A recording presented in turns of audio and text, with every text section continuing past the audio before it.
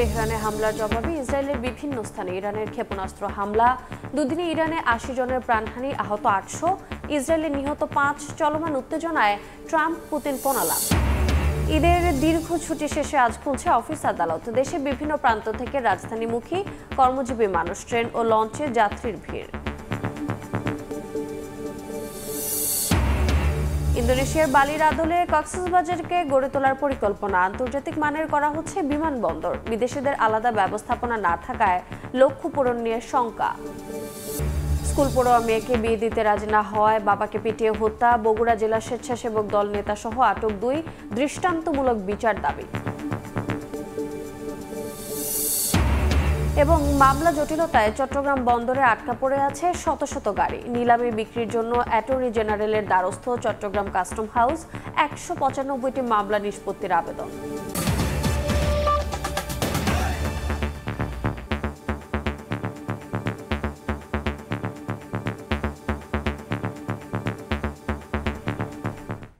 সকালের সময়ে সঙ্গে আছে আমি রোজা চৌধুরী। ইসরায়েলে ব্যাপক ক্ষেপণাস্ত্র হামলা চালিয়েছে ইরান। দেশের ভূখণ্ডে চালানো ইসরায়েলি হামলার জবাবে এই আক্রমণ বলে জানায় তেহরান।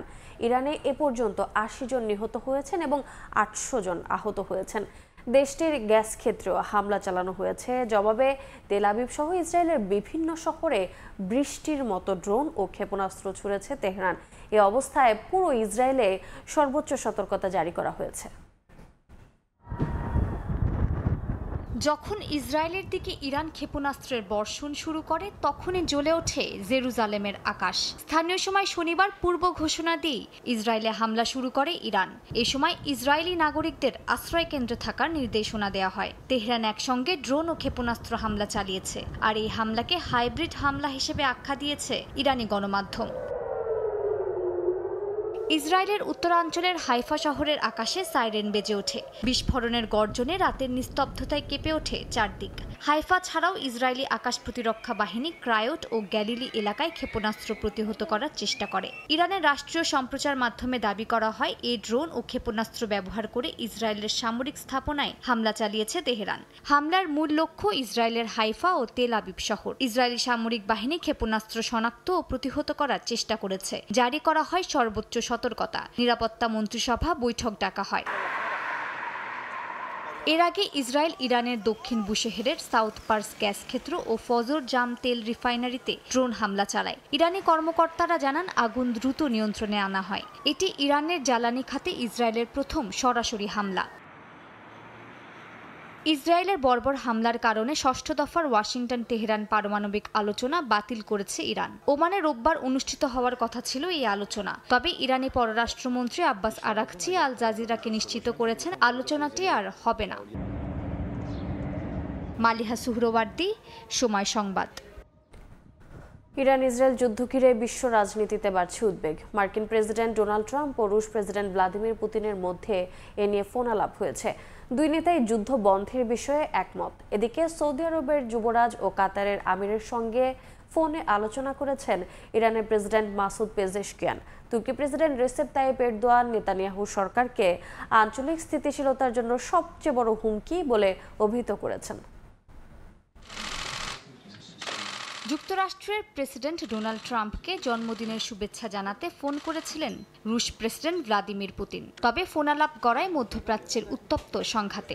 দুই নেতাই ইরান ইসরায়েল যুদ্ধের অবসান চান বলে জানিয়েছে হোয়াইট হাউস। ক্রেমলিনের শীর্ষ পররাষ্ট্র উপদেষ্টা জানান ট্রাম্প ও পুতিন প্রায় ৫০ মিনিট কথা বলেন। ইসরায়েলের হামলা নিয়ে পুতিন উদ্বেগ প্রকাশ করেন। ট্রাম্প জানান যুদ্ধ বন্ধের বিষয়ে পুতিনও তার সঙ্গে একমত। ইরান ইসরায়েলের বাড়তি সামরিক উত্তেজনা নিয়ে সরব হয়েছেন মধ্যপ্রাচ্যের নেতারাও। কাতারের আমির Sheikh Tamim bin Hamad Al Thani ইরানি প্রেসিডেন্ট মাসুদ পেজিশকিয়ানের সঙ্গে ফোনালাপে ইসরায়েলি হামলাকে তেহরানের সার্বভৌমত্বের সরাসরি লঙ্ঘন ও আন্তর্জাতিক আইন ভঙ্গের শামিল বলে মন্তব্য করেছেন। তিনি আঞ্চলিক শান্তির স্বার্থে কূটনৈতিক সমাধানের আহ্বান জানান। সৌদি যুবরাজ মোহাম্মদ বিন সালমানের সঙ্গেও কথা বলেন ইরানি প্রেসিডেন্ট। পেজিশকিয়ান জানান দায়িত্ব গ্রহণের পর থেকে শান্তি ও স্থিতিশীলতা চান তিনি, কিন্তু ইসরায়েল প্রতিনিয়ত তা নস্যাৎ করে দিচ্ছে বলে মন্তব্য করেন তিনি। তুরস্কের প্রেসিডেন্ট রিসেপ তাইপ এরদোয়ানও সৌদি যুবরাজ ও ইরানি প্রেসিডেন্টের সঙ্গে ফোনে কথা বলেন। এ সময় তিনি নেতানিয়াহু সরকারকে আঞ্চলিক স্থিতিশীলতার জন্য সবচেয়ে বড় হুমকি বলে অভিহিত করেন। আরব ও মুসলিম বিশ্বকে ইরানের পাশে দাঁড়ানোর আহ্বান জানান ইয়েমেনের হাউথি নেতা আবদেল মালিক আল হাউথি। ইসরায়েলকে শত্রু হিসেবে অভিহিত করে তিনি জানান, শত্রুর আগ্রাসন রুখে দেয়া এই অঞ্চলের সবার স্বার্থেই জরুরি। এদিকে ফরাসি প্রেসিডেন্ট ইমানুয়েল ম্যাক্রো সরাসরি ইরানকে আহ্বান জানান যেন তারা পরমাণু আলোচনা দ্রুত শুরু করে। তিনি বলেন, সংঘাত প্রশমনের একমাত্র পথ হচ্ছে আলোচনায় ফেরা। একই সঙ্গে তিনি ইরানে বন্দী থাকা 2 ফরাসি নাগরিকের মুক্তিও দাবি করেন। জার্মান পররাষ্ট্র মন্ত্রণালয় এক বিবৃতিতে জানায়, ইরানের পরমাণু কর্মসূচি শুধু ইসরায়েল নয়, সৌদি আরব ও গোটা অঞ্চলের জন্য হুমকি। মালিহা সুহরওয়ার্দী, সময় সংবাদ। এবারে অন্য প্রসঙ্গ। ঈদের দীর্ঘ ছুটি শেষে আজ খুলছে অফিস আদালত। তাই দেশের বিভিন্ন প্রান্ত থেকে আজও রাজধানীমুখী কর্মজীবী মানুষ। এই মুহূর্তে কমলাপুর রেল স্টেশনে আছেন শাকির আহমেদ, সদরঘাটের ফারদিন মাঝার এবং যমুনা সেতুর পশ্চিম সংযোগ মহাসড়কের কড্ডার মোড়ে আছেন রিঙ্কু কুণ্ডু। সরাসরি প্রথমে যাচ্ছি শাকিরের কাছে। শাকির, ঈদুল আজহার যে দীর্ঘ সময়ের ছুটি, সেই ছুটি শেষে এই নগরে যারা চাকরিজীবী রয়েছেন, পাশাপাশি নগরে যারা বসবাস করেন, তারা কিন্তু ইতোমধ্যেই তাদের জীবিকার টানে সেই ঢাকা অভিমুখে রওনা করেছেন। তো অন্যতম বাহন হিসাবে, স্বস্তির বাহন হিসেবে কিন্তু তারা রেলকে বেছে নিয়েছেন। এবং আমরা দেখতে পেয়েছি অন্য পথগুলোতে, বিশেষত যদি বলতে যাই সড়ক পথগুলোতে ভোগান্তি থাকলেও কিন্তু এই রেলপথে কোনো ধরনের ভোগান্তি ছাড়াই যাত্রীরা যাতায়াত করেছেন। যদিও যাত্রী চাপ অনেকটা বেশি ছিল, তারপরেও কোনো ধরনের যানজট বা ভোগান্তি ছাড়াই আসলে এই পথে যাতায়াত করা যায়। সেজন্য যাত্রীদের পছন্দের তালিকায় শীর্ষে থাকে সবসময় রেল। তো আমরা দেখতে পেয়েছি আজ থেকে সরকারি অফিসগুলো যেগুলো রয়েছে, সেই অফিসগুলো খুলছে। সেই ক্ষেত্রে সরকারি অফিসে যারা চাকরি করেন তারা কিন্তু তাদের সেই কর্মের সন্ধানে কিন্তু ঢাকা অভিমুখে ছুটেছেন। এবং আমরা যাদের সঙ্গে কথা বলেছি তারা বলেছেন যে যাত্রী চাপ বেশি থাকলেও কোনো ধরনের বিড়ম্বনা বা কোনো ধরনের শিডিউল বিপর্যয় ছাড়াই তারা কিন্তু তাদের গন্তব্য থেকে ঢাকায় পৌঁছাতে পেরেছেন। পাশাপাশি তারা বলছেন যে ব্যবস্থাপনা যদি আরেকটু উন্নত করা যায়, সেই ক্ষেত্রে রেল আসলে যোগাযোগ ব্যবস্থার যে ধারা, সেটি পরিবর্তনের একটি নিয়ামক বা সেটি পরিবর্তনের সূচনাকারী হতে পারে। দেখতে পাচ্ছেন যে বিভিন্ন ট্রেন থেকে যারা নামছেন তারা কিন্তু তাদের যে নতুন কর্মস্পৃহা, সেটি কিন্তু এই দীর্ঘ ছুটি শেষে পেয়েছেন। এবং সেই আজ থেকেই তারা তাদের যে অফিসগুলো রয়েছে, সেই অফিসগুলো কিন্তু তারা শুরু করবেন। এবং আমরা দেখতে পেয়েছি প্রতিটি ট্রেনেই কিন্তু বিপুল সংখ্যক যাত্রী, বিশেষত আজকে থেকেই অফিস খোলার যে সময়সূচি রয়েছে, সেটিকে কেন্দ্র করে কিন্তু মূলত সবাই সেই গ্রাম থেকে শহরের পানে অর্থাৎ ঢাকার পানে ছুটেছেন। সেই ক্ষেত্রে আজ অন্যান্য দিনের তুলনায় আসলে প্রতিটি ট্রেনেই যাত্রীর যে চাপ, সেটি বেশি রয়েছে। পাশাপাশি কোনো ধরনের বড় ধরনের যদি বলতে যাই শিডিউল বিপর্যয় ছাড়াই ট্রেনগুলো আসলে তাদের যেখান থেকে ছেড়েছে, সেই ছেড়ে আসার জায়গা থেকে শুরু করে কিন্তু এই ঢাকা অভিমুখে যে তাদের যে যাত্রা, সেই যাত্রা সম্পন্ন করেছে। তো যারা এসেছেন তারা বলছেন যে ব্যবস্থাপনা বা ট্রেনের বা রেলওয়ের যে সার্বিক যদি উন্নতি হয়, সেই ক্ষেত্রে আসলে এই বাহনটি একটি যুগান্তকারী বাহন হতে পারে। সেই ক্ষেত্রে তারা ব্যবস্থাপনার জায়গাটিতে আসলে যেন জোর দেওয়া হয়, সেই তাগিদটি কিন্তু তারা দিয়েছেন। এবং আজ থেকেই তারা তাদের যে অফিস শুরু করবেন, সেটিতে নতুন উদ্যমে তারা তাদের কর্মস্পৃহা পেয়েছেন বলে জানিয়েছেন। শুধু এই রেলপথে নয়, নৌপথেও আসছেন সাধারণ মানুষ। দক্ষিণাঞ্চলের মানুষের ঢাকা আসার যে খবর, সেটি জানাবেন সহকর্মী ফারদিন মাঝার। পবিত্র ঈদুল আজহা টানা 10 দিনের ছুটি কিন্তু ইতিমধ্যেই শেষ হয়ে গেছে। আজ থেকে খুলতে যাচ্ছে অফিস আদালত। এই কারণে সকাল থেকে সদরঘাটে লঞ্চ টার্মিনালে যাত্রীদের উপচে পড়া ভিড় ছিল।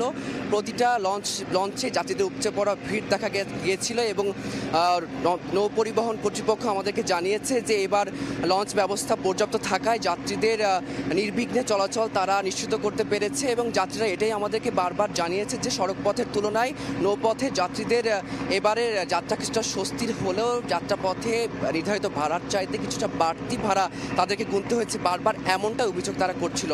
আজকে সকাল থেকে যাত্রীদের উপচে পড়া ভিড়ের মধ্যে আমরা বিভিন্ন ধরনের যাত্রীদের, বিভিন্ন বয়সের যাত্রীদের মানুষের সঙ্গে কথা বলেছি। বিভিন্ন বয়সের যাত্রীরা আজকে আমাদের সঙ্গে কথা বলে জানিয়েছেন যে কেউ কেউ ফিরেছেন একাই, কেউ কেউ পরিবার সহই ফিরেছেন।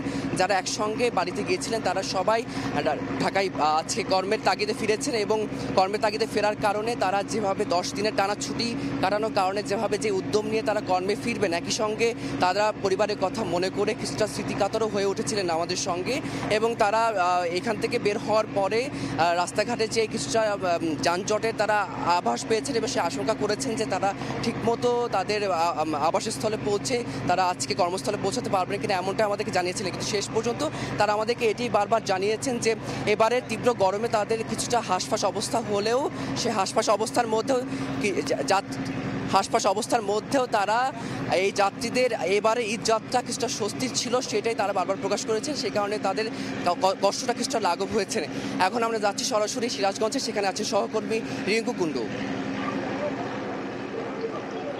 ঈদের ছুটি কাটিয়ে আসলে মানুষ রাজধানীতে ফিরছে, তবে আজকে আমরা যেটি মহাসড়কের চিত্র দেখছি আজকে কিন্তু অনেকটাই যাত্রী চাপ কম রয়েছে। কারণ আমরা গতকাল যেটি দেখেছি ভোর থেকেই বিকেল পর্যন্ত বা সন্ধ্যা পর্যন্ত এই উত্তরবঙ্গের মহাসড়ক অর্থাৎ যমুনা সেতুর পশ্চিম সংযোগ মহাসড়কে দীর্ঘ যানজট এবং যাত্রীরা ভোগান্তি নিয়ে আসলে রাজধানীতে ফিরছিল।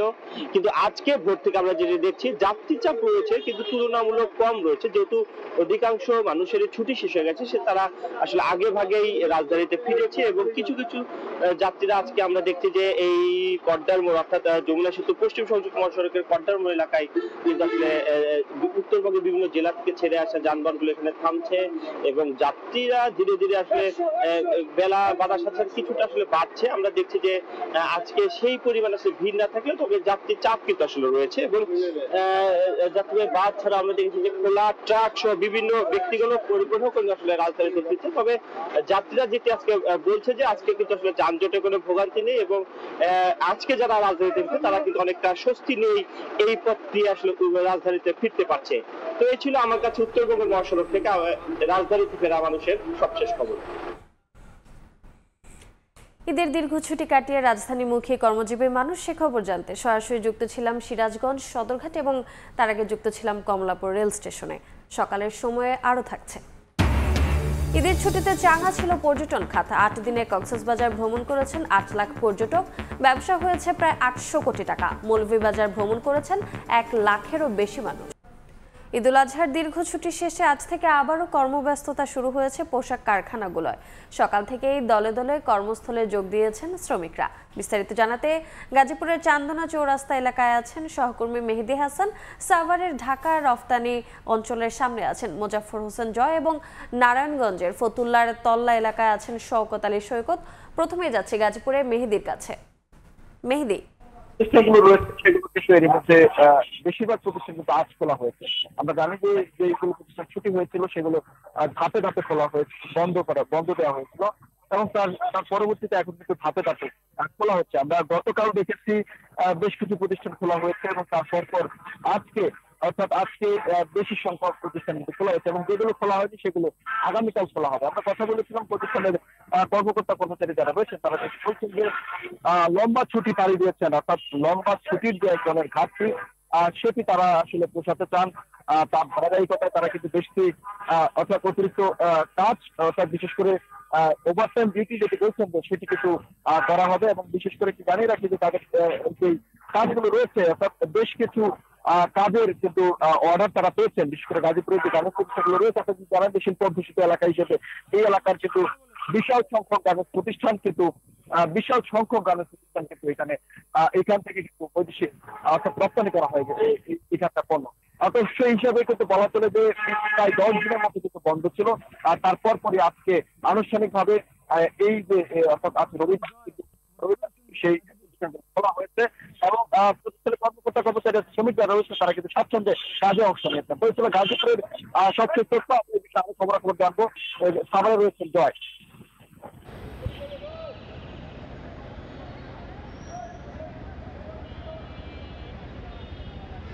আমি বর্তমানে রয়েছি ঢাকা রপ্তানি প্রক্রিয়াকরণ অঞ্চল ডিইপি পুরাতন ডিমের প্রধান ফটকের সামনে।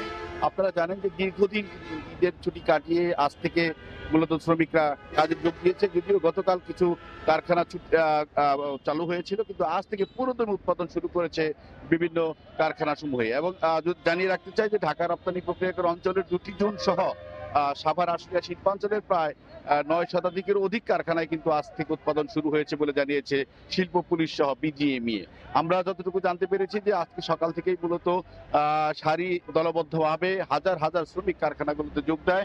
রপ্তানি প্রক্রিয়াকরণ অঞ্চলেও একইভাবে কিন্তু সকাল 6টা থেকে বিভিন্ন এলাকা থেকে শ্রমিকরা আসতে থাকে এবং মূলত 8টা থেকে ইতিমধ্যে উৎপাদন শুরু হয়ে গেছে। কারখানাগুলো জানিয়েছে যে তাদের উৎপাদন ব্যবস্থায় মূলত শ্রমিকের উপস্থিতি প্রায় 99%, অর্থাৎ পুরোপুরি উৎপাদন ব্যবস্থা চালু হয়ে গিয়েছে ইতিমধ্যে। এবং এই উৎপাদন ব্যবস্থা চালুর জন্য শত শত শ্রমিক, হাজার হাজার শ্রমিক কিন্তু আমরা সকাল থেকে দেখেছি যে রপ্তানি প্রক্রিয়া অঞ্চলের নতুন জোনের প্রধান ফটক হয়ে কিন্তু বিভিন্ন কারখানায় প্রবেশ করছেন এবং পুরাতন জোনেও একই অবস্থায় দেখেছি। একই সাথে কিন্তু শিল্পাঞ্চলের বিভিন্ন এলাকাতে যে কারখানা রয়েছে সেই কারখানাগুলোতে শ্রমিকরা কাজে যোগ দিয়েছে। এ উপলক্ষে শিল্প পুলিশ সহ বিভিন্ন আইন শৃঙ্খলা বাহিনীও কিন্তু পর্যাপ্ত নিরাপত্তা ব্যবস্থা গ্রহণ করেছে বলে আমরা জানতে পেরেছি। তারা বলছেন যে মূলত দীর্ঘদিন পরে উৎপাদন ব্যবস্থা শুরু হওয়ায় কিন্তু তারা সকাল থেকেই বিভিন্ন গুরুত্বপূর্ণ পয়েন্টে কিন্তু নিরাপত্তা ব্যবস্থা জোরদার করেছেন যাতে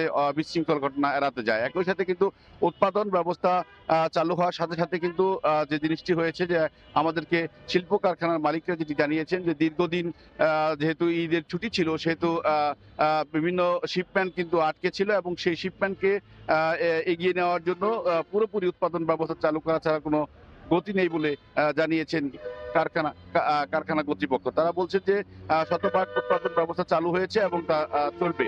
তো মূলত এই ঈদের ছুটি কাটিয়ে দীর্ঘদিন পর কারখানাগুলো খুলে দেওয়ার খবর জানতে আমরা চলে যাব এখন নারায়ণগঞ্জে। সেখানে রয়েছেন আমাদের সহকর্মী সৈকত। ঈদুল আজহার দীর্ঘ 10 দিনের ছুটি শেষে আজ থেকে নারায়ণগঞ্জের শিল্পাঞ্চলগুলোতে কর্মব্যস্ততা আবার নতুন করে শুরু হয়েছে।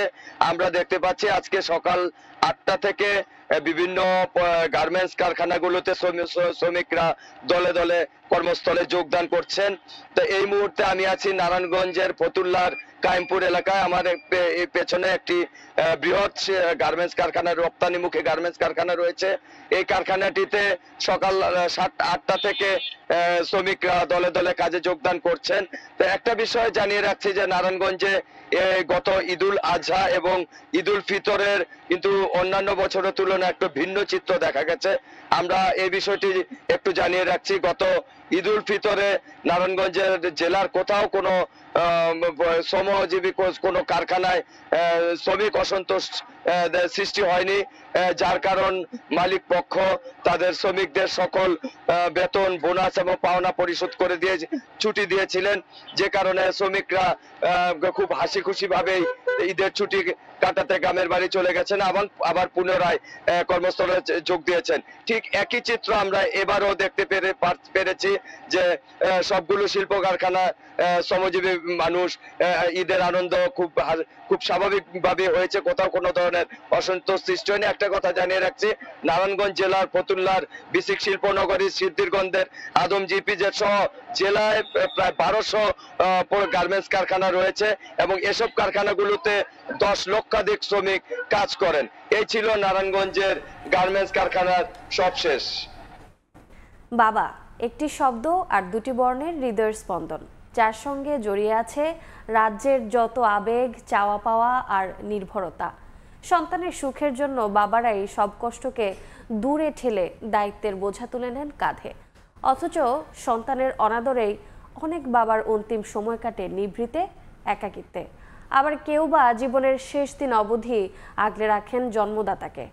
হাসি মুখে সুখ বিসর্জন দেয়া সেই বাবা নামের বটবৃক্ষকে আলাদাভাবে স্মরণ করার দিন আজ। তবে বাবাদের জন্য ভালোবাসা প্রতিদিনই প্রতি মুহূর্ত। সাইফুল ইসলামের ছবিতে রৌনক নিয়ন্তার প্রতিবেদন। হাজার বিকেল আমার ছেলেবেলা, বাবা মানে রোজ সকালে পুতুল পুতুল খেলা। বাবার হাতে খুলল মোদের জীবন পাখা, বিশ্বটাকে প্রথম মোদের বাবার চোখেই দেখা। বাবা মানে কাছে ভালো আছে ভালো দিন। বাবা এমন একজন যার হাত ধরে হাঁটতে শেখা, পৃথিবীর কঠিন পথে নির্ভয়ে চলা। আমি যত এলোমেলো ভুলের অভিধান, বাবা তুমি সময় মতো সহজ সমাধান। বাবা মানে অসীম স্নেহ, ভালোবাসা ও যত্ন, যার কাছে কোনো আবদারই ফেলনা নয়। বাবা তুমি আমার যত খুশি। বাবা একজন বন্ধু, এক বটবৃক্ষ, যার ছায়াতলে শত প্রতিকূলতার মধ্যেও সন্তানরা জিরোতে পারে পরম নিশ্চিন্তে। কুনু মিয়া, বয়স ৮০ ছুঁই, পানি বিক্রি করে চলে সংসার। ৬ সন্তানের এই বাবার দিন কাটে একাকিত্বে। ৬ জন আমার ছেলে মেয়ে, বেলারা বিয়া শাদি করে ওরা আলাদা থাকে। এই যে মেট্রো ট্রেনের নিচে থাকি, ঘুমায় রাত্রে। সন্তানের একটু সুখের জন্য শত কষ্ট, শত অভাবের মাঝেও যে কোনো বায়না পূরণে দিন রাত হাড় ভাঙা পরিশ্রম করেন বাবা। ভীষণ দায়িত্ব কর্তব্যের গল্প লুকিয়ে আছে এই শব্দটায়। সারাদিন রিক্সা চালায় আসলো, যত কষ্টই লাগুক রাস্তাঘাটে, বাসায় আসলে তা লাগে না, পোলাবেন দেখলে ভালো লাগে। ঢাকা ভার্সিটি দেখবো আমার মেয়ে, তাই ঢাকা ভার্সিটি দেখানোর জন্য কোনো সন্তান পরিশ্রম দিয়েই আসে, তারপরে কিন্তু কোনো মা বাবা সন্তানদের প্রতি কোনো বদয়া দেয় না। সর্বক্ষণ দোয়া করতে থাকে, আসবে একদিন আসবে আমার ছেলে, আমাকে নিতে আসবে।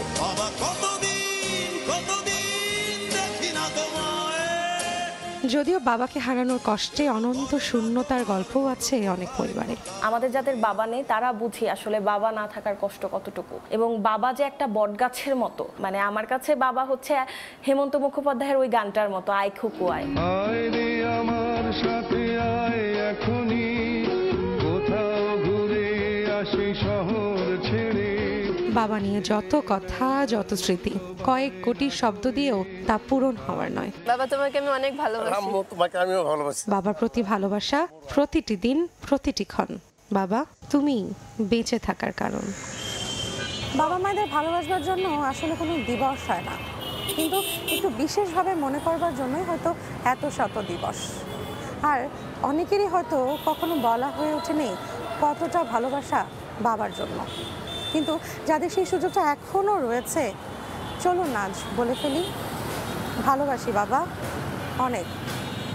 ইন্দোনেশিয়ার বালির আদলে কক্সবাজারকে গড়ে তোলার পরিকল্পনা নিয়েছে কর্তৃপক্ষ। এরই অংশ হিসেবে দেশি বিদেশি পর্যটকদের গেটওয়ে হিসেবে সমুদ্র শহরের বিমানবন্দরকে আন্তর্জাতিক মানে উন্নীত করা হচ্ছে। কিন্তু বিদেশিদের জন্য আলাদা ব্যবস্থাপনা না থাকায় লক্ষ্য পূরণ করতে পারবে না এয়ারপোর্টটি। এমনটি জানিয়ে অংশীজনরা বলছেন, বিগত সরকারের ভুল নীতি থেকে বেরিয়ে দরকার সমন্বিত পদক্ষেপ। পাশাপাশি বিদেশিদের জন্য আলাদা জোন করার পরামর্শ বিশেষজ্ঞদের। কাজল আব্দুল্লাহর রিপোর্ট। কেন কক্সবাজারকে ধরে নেওয়া হলো যে বালির মতো প্লেন ভর্তি করে হাজার হাজার লক্ষ লক্ষ পর্যটক কক্সবাজারে চলে আসবে, নেমে যাবে কক্সবাজার, সারা কক্সবাজার বিদেশিতে গিজগিজ করবে? বিশ্ব পর্যটনের অন্যতম আকর্ষণীয় স্পট ইন্দোনেশিয়ার বালি দ্বীপ, যেখানে প্রকৃতির সঙ্গে মিলিয়ে তৈরি করা হয়েছে দারুণ সব অ্যামিউজমেন্ট পার্ক। বালির আদলে সমুদ্র শহর কক্সবাজারকে গড়ে তুলতে চায় বাংলাদেশ। তাই তো কক্সবাজার বিমানবন্দরকে আন্তর্জাতিক মানে উন্নীত করার প্রকল্প নেয় আওয়ামী লীগ সরকার। প্রকল্পটি ঘিরে নানা অনিয়মের অভিযোগ থাকলেও ইতিমধ্যে দেশি বিদেশি পর্যটকদের এই গেটওয়ের নির্মাণযোগ্য শেষের দিকে। তবে কেন আসবে কক্সবাজারে বিদেশি পর্যটক? সুনির্দিষ্ট পরিকল্পনা না থাকার প্রেক্ষাপটে সংশ্লিষ্টদের প্রশ্ন, শুধু কি সাগর দেখতেই অর্থ খরচ করতে আসবেন বিদেশিরা? কক্সবাজার শুধু এয়ারপোর্ট কিংবা শুধু হোটেল থাকলে আসলে একটা ট্যুরিস্ট ডেস্টিনেশন ডেভেলপ হয়ে গেছে কিংবা হয়ে যাচ্ছে এটা বলার আসলে কোনো সুযোগ নাই।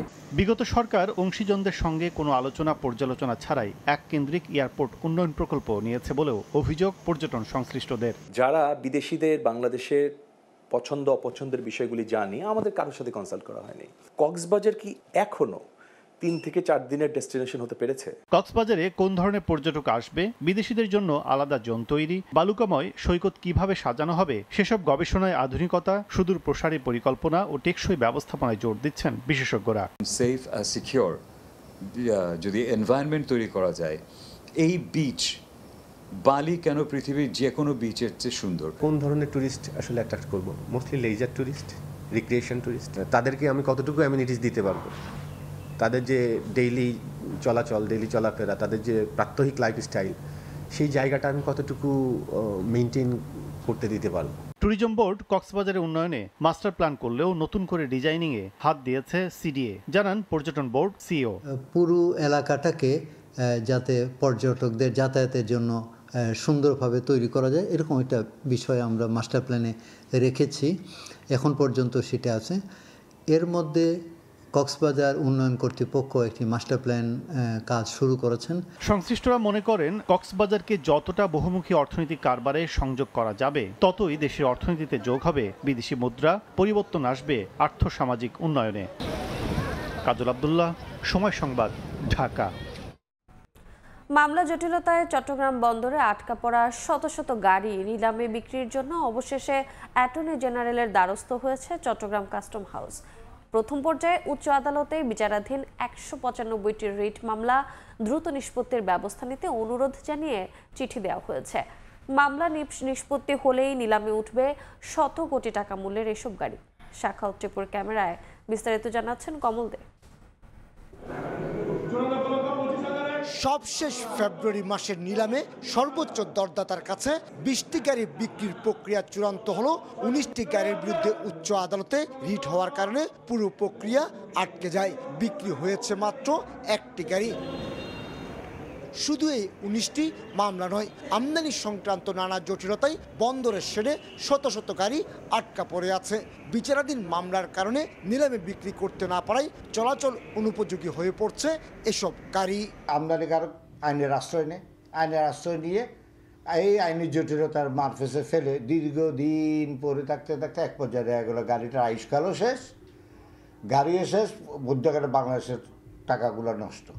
এই অবস্থায় বিচারাধীন মামলা দ্রুত নিষ্পত্তির ব্যবস্থা নিতে অ্যাটর্নি জেনারেল কার্যালয়ে দ্বারস্থ হয়েছে চট্টগ্রাম কাস্টম হাউস। বন্দরের অভ্যন্তরের শেডে ১২ থেকে ১৫ বছরের পুরাতন ১৯৫টি গাড়ির বিরুদ্ধে দায়েরকৃত মামলা প্রথম পর্যায়ে নিষ্পত্তির আবেদন জানানো হয়েছে। এসব গাড়ি বিক্রি করে অন্তত ৮০ কোটি টাকা রাজস্ব আদায় করার লক্ষ্যমাত্রা নিয়েছে চট্টগ্রাম কাস্টম হাউস। কমিশনার মহোদয় বিজ্ঞ অ্যাটর্নি জেনারেল কার্যালয়ের মাধ্যমে এইগুলো নিষ্পত্তির ব্যবস্থা গ্রহণ করছে। তো এইগুলো যদি নিষ্পত্তি হয়, দ্রুত নিষ্পত্তি হলে আমরা এইগুলা যদি নিলামে তুলতে পারি তাহলে সরকার একটু বড় রাজস্ব এখান থেকে পাবে। আইনি বাধ্যবাধকতা যেমন মামলা নিষ্পত্তিতে দীর্ঘসূত্রিতা সৃষ্টি করছে, অন্যদিকে নিলামযোগ্য শত শত গাড়ি বন্দরের গুরুত্বপূর্ণ স্থান দখল করে থাকায় এই নিয়ে দুপক্ষের মধ্যে চিঠি চালাচালিও হয় নিয়মিত। তারপরও আসছে না জটিলতার সমাধান। আদালত যেভাবে রায় দেয় সেভাবে আমরা করলে, আদালত যদি বলে যে এইগুলা করে ধ্বংস করতে হবে, সেক্ষেত্রে আমরা ধ্বংস কার্যক্রম এগুলো আমার পোর্টটা তো খালি হচ্ছে, আলটিমেটলি তো পোর্টের সক্ষমতা বাড়বে। মামলা জটিলতায় নিলামে বিক্রি করতে ব্যর্থ হয়ে অন্তত ৭৪টি গাড়ি কেটে টুকরো করে ভাঙারি হিসেবে বিক্রি করতে বাধ্য হয়েছিল চট্টগ্রাম কাস্টম হাউস। বিদেশ থেকে আমদানি করা এসব গাড়ি আটকে থাকার ক্ষেত্রে আমদানি জটিলতা যেমন রয়েছে তেমনি রয়েছে আইনি মারপ্যাচ। আর এর ফলে যেমন সরকার রাজস্ব হারাচ্ছে, ঠিক তেমনি বিদেশে চলে গেছে গাড়ির আমদানি মূল্য হিসেবে পরিশোধিত শত শত কোটি মার্কিন ডলার। কমল দে, সময় সংবাদ, চট্টগ্রাম। ময়মনসিংহ বিভাগের ৪ জেলার আদালতগুলোতে তৈরি হয়েছে মামলা জট। মামলার দীর্ঘসূত্রিতার চরম ভোগান্তিতে বিচার প্রার্থীরা। মামলা চালাতে গিয়ে নিঃস্ব অনেকে। এ অবস্থায় দ্রুত মামলার নিষ্পত্তির দাবি ভুক্তভোগীদের। তবে সরকারি আইনজীবীরা বলছেন, আওয়ামী লীগ সরকার পতনের পর আদালতে মামলা নিষ্পত্তির গতি বেড়েছে। জট কমাতে চলছে সম্মিলিত চেষ্টা। ওবায়দুল হকের প্রতিবেদন।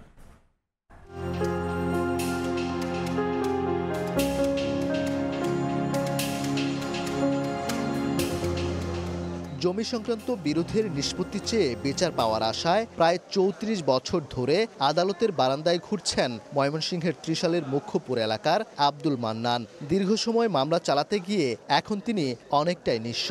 এই মামলা ৩ জন আইনজীবী মারাই গেছে, এখন বর্তমানে আমিও মারার পথে, সর্বদিক দিয়ে আমি সর্বহারা হয়ে গেছি।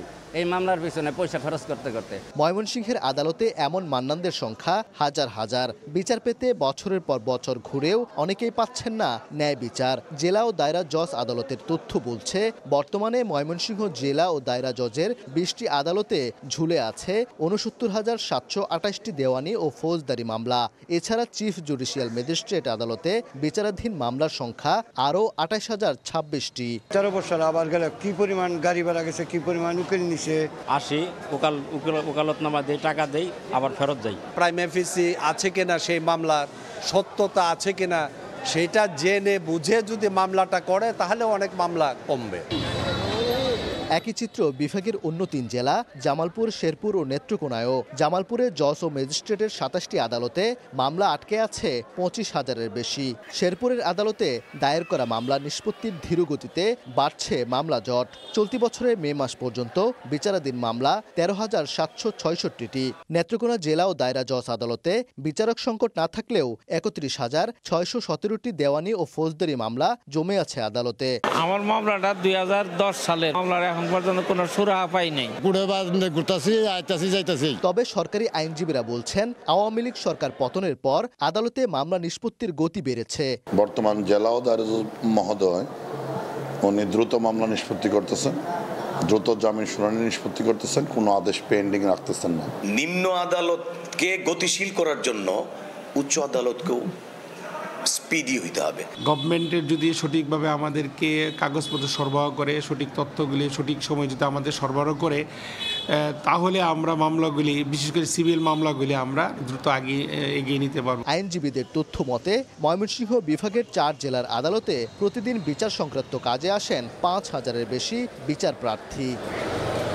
ওবায়দুল হক, সময় সংবাদ, ময়মনসিংহ। দেখছেন সকালের সময়। আজ আষাঢ়ের প্রথম দিন। সুরসঙ্গীতে প্রকৃতি বন্দনার মধ্য দিয়ে চলছে বর্ষা বন্দনা। বর্ষা কথন, গান, নৃত্যসহ নানা সাংস্কৃতিক আয়োজনে উদীচীর নিজস্ব শিল্পীদের অংশগ্রহণে চলছে এই আয়োজন। বাংলা একাডেমিতে অনুষ্ঠিত হচ্ছে বর্ষা উৎসব। সেখানে আছেন সহকর্মী ফারজানা লিনা। সরাসরি যাচ্ছি তার কাছে। লিনা, আজ আষাঢ়ের প্রথম দিন। আষাঢ়ের প্রথম দিন আজ, তবে প্রকৃতিতে বর্ষার দেখা খুব একটা না মিললেও নগরবাসীর যান্ত্রিক জীবনে বর্ষার প্রতি যে আবহ, যে আকর্ষণ, যে ভালোবাসা, সেই জায়গা থেকে কিন্তু বর্ষাকে বরণ করে নেবার জন্য যে প্রস্তুতি, প্রতি বছরের মতোই এবছরও কিন্তু সেই প্রস্তুতি শুরু হয়ে গেছে। একেবারেই আষাঢ়ের প্রথম দিনেই বাংলা একাডেমির নজরুল মঞ্চে উদীচীর আয়োজনে চলছে সাংস্কৃতিক আয়োজন। সেখানে একদিকে যেমন নৃত্য, গান, কবিতা, কথা, কথন, নানান ধরনের আয়োজন আছে এবং তার পাশাপাশি আছে কিন্তু পরিবেশের প্রতি সচেতনতামূলক নানা ধরনের ছোট ছোট বার্তা। এবং বিশেষ করে আমি একটু জানাতে চাই যে এখানে বিভিন্ন ধরনের সাংস্কৃতিক পরিবেশনার পাশাপাশি মাঝখানে কিন্তু এই যে যারা পরিবেশন করছেন তাদেরকে একটু বিশেষভাবে বলতে হচ্ছে যে তাদেরকে পরিবেশ বান্ধব গাছ উপহার দিচ্ছেন আয়োজকরা। এটি কিন্তু একটি বিশেষ বার্তা বলা যায় এই নাগরিক জীবনে। এবং তারই পাশাপাশি বলতে হয় যে শহরের হাতিরঝিলে প্রায় 167 দিন ধরে চলছে পান্থকুঞ্জ পার্কে যে অবস্থান কর্মসূচি হাতিরঝিল জলাশয় ও পার্ক রক্ষার জন্য, সেই কর্মসূচির যারা আয়োজক তারাও কিন্তু এই আয়োজনের সাথে একাত্মতা ঘোষণা করেছেন এবং তাদের একটি বিশেষ স্লোগান হচ্ছে, দেখো পান্থকুঞ্জ জেগে আছে, হত্যা হলে একটি বৃক্ষ, লড়াই হবে তোমার সাথে। এই যে প্রকৃতির সাথে, প্রকৃতিকে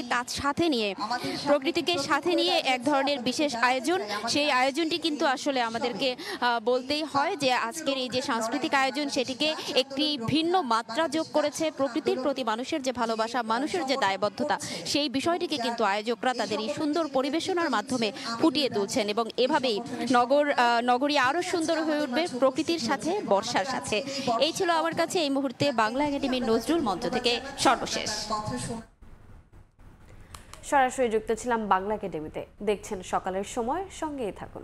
সকালের সময়ের শীর্ষ সংবাদগুলো জানিয়ে দিচ্ছি আরেকবার।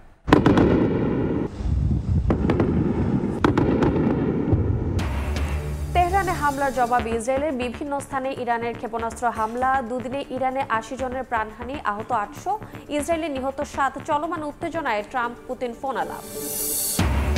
ঈদের দীর্ঘ ছুটি শেষে আজ খুলছে অফিস আদালত। দেশের বিভিন্ন প্রান্ত থেকে রাজধানীমুখী কর্মজীবী মানুষ, ট্রেন ও লঞ্চে যাত্রীর ভিড়। এবং ইন্দোনেশিয়ার বালির আদলে কক্সবাজারকে গড়ে তোলার পরিকল্পনা আন্তর্জাতিক মানের করা হচ্ছে বিমানবন্দর। বিদেশিদের আলাদা ব্যবস্থাপনা না থাকায় লক্ষ্য পূরণ নিয়ে শঙ্কা।